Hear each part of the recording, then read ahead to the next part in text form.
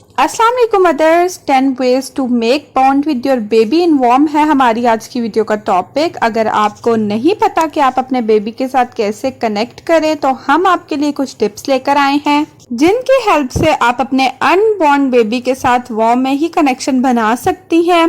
तो वीडियो को स्टार्ट करते हैं। वीडियो स्टार्ट करने से पहले आप हमारे चैनल मदर डायरी को सब्सक्राइब करें, बेल आइकन को प्रेस करें, वीडियो को लाइक और शेयर करें। तो चलिए स्टार्ट करते हैं। So the number first point is talking या टॉक। 20 वीक से आपका बच्चा आपकी हार्ट बीट को सुन सकता है और वो इस काबिल भी हो जाता है कि आपके अंदर से ही आपकी आवाज को सुन सके। इस टाइम पे, इस लेवल पे आपको अपने बच्चे से ज्यादा बात करनी चाहिए। इस तरह वो आपकी आवाज को अच्छे से पहचान जाएगा। आपको चाहिए कि आप जब भी फ्री हो, अकेली हो या चलते फिरते वॉक करते हुए अपने बच्चे के साथ बात करें। इससे उसका आपसे कनेक्शन और ज्यादा मजबूत होगा और वो आपकी आवाज को भी अच्छे से पहचान जाएगा। Second point is carries your बम।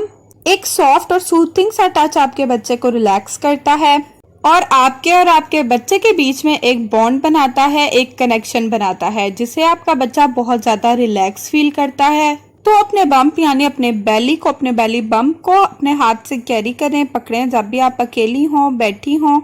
तो इससे आपका बच्चा बहुत ज्यादा रिलैक्स फील करेगा। Number third point is sing to her. आप कोई भी लाइट सा म्यूजिक लगा दें। ये टेक्निक बहुत ज्यादा वर्क करती है और बहुत ही एक स्ट्रॉन्ग सा कनेक्शन बना देती है। यहाँ मैं ये कहना चाहूंगी कि आप सूरह मरियम ऊंची आवाज से सुने, सूरह यूसुफ प्रेगनेंसी में बाकायदगी से सुने। आपके बच्चे पर भी इसका बहुत ज्यादा असर पड़ेगा। उसका एक इन चीजों के साथ कनेक्शन बन जाएगा। इन चीजों का बच्चों पर बहुत ज्यादा जल्दी असर पड़ता है। Number 4 point is send good vibes.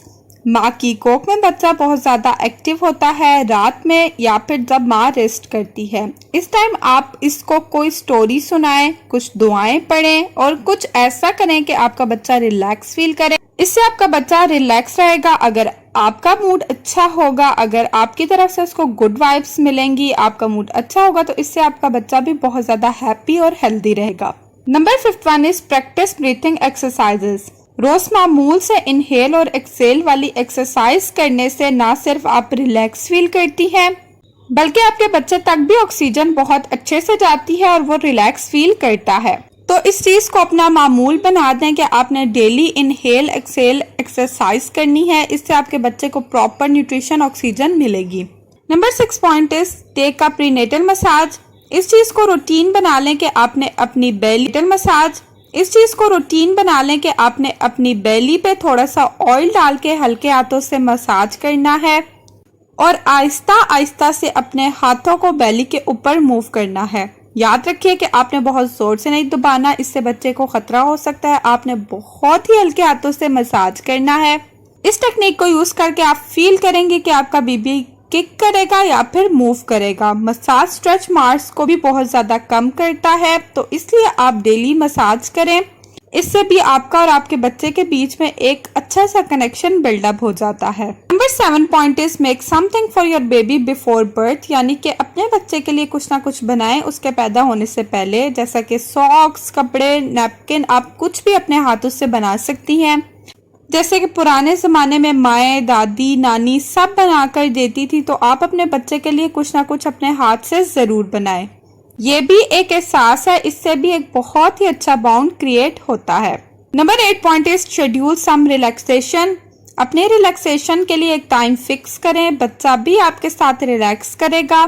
चाहे आप रिलैक्सेशन के लिए कोई भी एक्सरसाइज करती हैं या फिर योगा या फिर मसाज या शॉवर, तो आप रूटीन से फॉलो करें। स्ट्रेस प्रेगनेंसी का बहुत बड़ा दुश्मन है। बच्चे पर भी इसका बहुत ज्यादा असर पड़ता है। तो हमेशा एक टाइम फिक्स करें कि आपने उस टाइम पे रिलैक्स होना है। आप अपनी कोई भी एक्सरसाइज, अपनी कोई भी एक्टिविटी कर सकती हैं जो आप फॉलो करती हैं और आप अपने आप को रिलैक्सेशन का टाइम जरूर दें।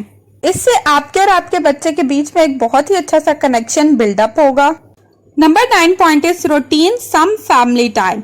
एक फैमिली टाइम फिक्स रखें जब आपके बच्चे, हस्बैंड, आप सब आपस में मिलकर बातें करें और अच्छा टाइम गुजारें, क्योंकि ऐसा करने से बच्चा भी उनकी आवाजें सुनेगा और उनकी आवाजों से यूज टू हो जाएगा और रिलैक्स भी फील करेगा। उसकी बर्थ के बाद जब वो लोग उसके आसपास होंगे, बोलेंगे, तो उसे एक अच्छा एहसास फील होगा क्योंकि इससे पहले भी वो उनके साथ फेमिलियर था, उनकी आवाज़ें सुनता था। तो एक अच्छा सा फैमिली टाइम फिक्स करें, उसमें हस्बैंड से बातें करें और अपना मूड अच्छा रखें। इसका भी बच्चे पर बहुत ज़्यादा असर पड़ता है। And the last point is respond. जब भी बेबी किक या मूव करे तो आप लाजमी रिस्पॉन्ड करें। मतलब कि अगर आपका बच्चा मूवमेंट करता है या किक करता है तो आप ज़रूर बेली पे हैंड फेरें। इससे आपके बच्चे को बहुत अच्छा एहसास होगा कि उसकी माँ उसके पास है। वो आपको फील करेगा, उसका ये टच आपको हमेशा याद रहता है। तो हमेशा अपने बच्चे की किक या फिर मूवमेंट पर ज़रूर रिस्पॉन्ड करें। तो ये कुछ पॉइंट्स थे जो मैंने आपके साथ शेयर किए। मैं उम्मीद करती हूँ कि आपके लिए ये वीडियो हेल्पफुल रही होगी। अगर वीडियो पसंद आए तो हमें कमेंट बॉक्स में ज़रूर बताएं। साथ ही साथ हमारे चैनल मदर डायरी को सब्सक्राइब करें, वीडियो को लाइक और शेयर करें, बेल आइकन को प्रेस करें। डिफरेंट वीडियोस के लिए हमारे चैनल पर लाजमी विजिट करें। अपना बहुत बहुत ख्याल रखें, हमें अपनी दुआओं में याद रखें। अल्लाह हाफिज़।